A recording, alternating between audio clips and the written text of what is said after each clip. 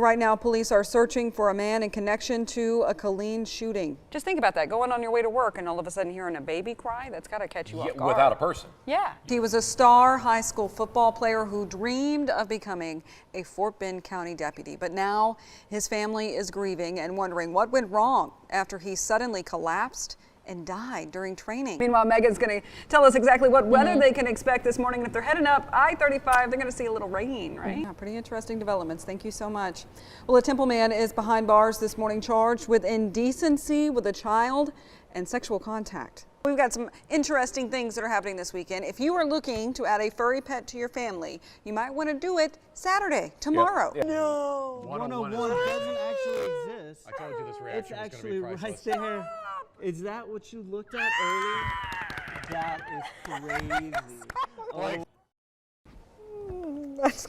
I need tissue. That was racial. Thank you. Can you see anything? Not a thing. I know. I'm trying to do that whole like look above the glasses thing. The day of the grand solar eclipse is edging ever closer, and it will be viewed by millions of people across the country. But one thing we are always told not to do is to stare directly at the sun. Right. You want to sue for $17.31 when she picked you up? Maybe she should sue you for the gas it took to get to the movie theater. Well, maybe he thought. He is a handful right now for Lisa. He Yeah, is. okay, Red. Okay, Red. He's so fun. I told Dawn, I said, I just want to put him down and see what happens. Is my forehead, Yeah. is it that big? Yeah. Like looking for a mirror. Yeah, it'll be interesting to see once the sun comes up exactly how much damage that hail did, how much damage the wind did. We were seeing wind damage in Mart, in eastern McLennan County, also seeing some wind damage in Temple. Of course, flooding being a huge issue right now at this point in the morning. Back to you, Chris and Lisa. Yeah, great video there from Jamie. The truck over on the less watered side. Of course, Noelle Mendoza, she's standing by with what people are sending us on Facebook. Has been a really good resource this morning. We're seeing photos, videos. What are you seeing right now, Noelle? It just hasn't stopped. It's gone slowly east, but it's something that everyone's going to be seeing. So, you know, that's just one of the dangers that we're seeing this morning. Coming up on Early Texas today, the first student to file a Title IX lawsuit against Baylor reaches a settlement. We have the latest. Plus, they're headed to the big game. We have an update from the Little League World Championship. And a Houston handyman quits his job to help veterans in need. It's all happening on this Wednesday, August 16th, 2017. Early Texas Today starts right now. Expect more. This is Texas Today. Good morning. Welcome to Early Texas Today. I'm Lisa Hutson. Getting straight to your news headlines this morning. The latest on the fallout at Baylor. A former Baylor student who was the first woman to file a Title IX lawsuit against the university has settled her case against the school. Jasmine Hernandez reached the settlement over the weekend. Her lawsuit included claims against former head football coach Art Briles and former athletic director Ian McCall. However, lawyers for Briles and McCall said their clients were dismissed from that case. Hernandez claimed the university did not respond properly when she reported her assault by a former Baylor football player who was later convicted. And the Texas Education Agency has released accountability ratings for over 1,000 school districts in the state. Schools are evaluated in many areas like student achievement, progress, and closing performance gaps. Temple, Belton, Midway, and Killeen ISD all met the standard. Waco ISD passed as a district, but several individual schools needed work. Overall, about 95% of school districts statewide met that standard. To see how your child's school measured up, just visit our website, KCENTV.com. Well, overnight in Austin, the Texas legislature closed out the special session amid a stalemate on property tax reform, leaving unfinished Governor Greg Abbott's top priority. Last night, House abruptly ended session, declining to further negotiate on a key property tax proposal. When the Senate returned later in the night, it rejected the only option to get the bill across the finish line, which was to accept the House's version. There was no immediate indication of whether Abbott will call another special session or not. Well, the scene cleared late last night in Dallas at FBI headquarters where agents were investigating a suspicious package. Last night, a bomb robot was used to check out an SUV near the property. Now, this all stems from an incident earlier in the day involving two people who are now in custody. A source tells our sister station in Dallas that a suspicious package was inside their vehicle. In today's Military Matters, the remains of an Arlington soldier killed in Iraq returned to U.S. soil. 22-year-old Sergeant Alan Stigler was one of 2 service members killed in northern Iraq on Sunday. A dignified transfer took place at Dover Air Force Base for Stigler. The Pentagon says the soldiers were casualties of a mishap. An investigation is underway.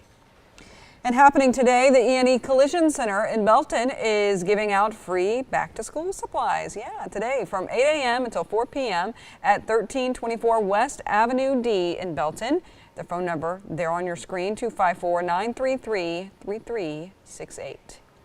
Meanwhile, in national headlines, President Trump once again blamed both sides for the deadly violence that took place in Charlottesville, Virginia over the weekend. Speaking from the lobby of Trump Tower about America's infrastructure, the announcement of an executive order took a bit of a rowdy turn. A combative President Trump said the counter-protesters were very violent and insisted there were 2 sides to the story. The comments were a reversal of his carefully crafted second statement denouncing the Ku Klux Klan and neo-Nazi groups on Monday. Take a listen to this. I think there's blame on both sides, and I have no doubt about it, and you don't have any doubt about it either. People protesting very quietly the taking down of the statue of Robert E. Lee. What about the alt-left? What about the fact they came charging with clubs in their hands, swinging clubs? Now, Trump defended his delay in responding to the violence, saying that he wanted to wait for all the facts. A senior White House official told NBC the plan was for Trump not to take any questions, but said when he got in front of reporters, he just went off the cuff.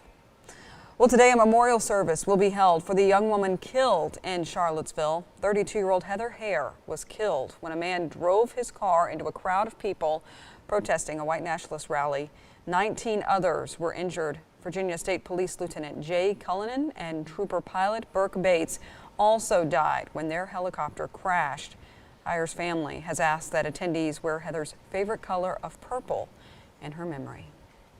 Well, can you believe it? Today marks 40 years since America lost the king of rock and roll. But for the first time since his death, guests have to shell out nearly $30 to see Elvis's grave in Graceland. Yeah, right now, thousands of fans are in Memphis this week to honor the man who gave so much to the world of music. Graceland expects the largest turnout ever. Overnight, multiple ambulances were actually called to the candlelight vigil there as several fans were suffering from heat exhaustion. Temperatures are in the 80s with 80% humidity in Memphis right now. And this is the first year that the vigil for his death wasn't free to attend.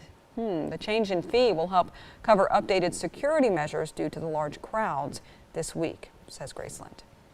Well, how about Lake Air Little League? What an amazing run these girls have had so far. Can you believe this? A win last night would put Lake Air in today's championship game. But first, they had to get past Canal American from Delaware. Let's head out to Portland, Oregon, where Lake Air would strike first, 2 on for Daniela Ramirez.